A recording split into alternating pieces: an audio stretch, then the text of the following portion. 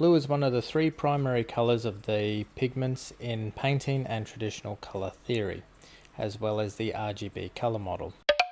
It lies between violet and green on the spectrum of visible light.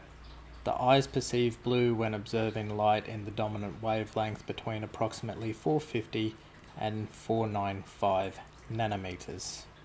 Most blues contain a slight mixture of other colours. Azure contains some green, while ultramarine contains some violet. The clear daytime sky and the deep sea appear blue because of an optical effect known as Rayleigh's scattering. The optical effect, called tridal scattering, explains blue eyes. Blue has been an important colour in art and decoration since ancient times. The semi-precious stone lapis lazuli was used in ancient Egypt for jewellery, ornaments, and later in the Renaissance.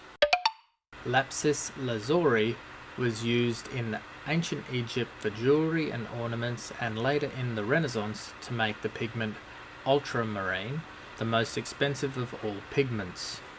In the 8th century, Chinese artists used cobalt blue to colour fine blue and white porcelain.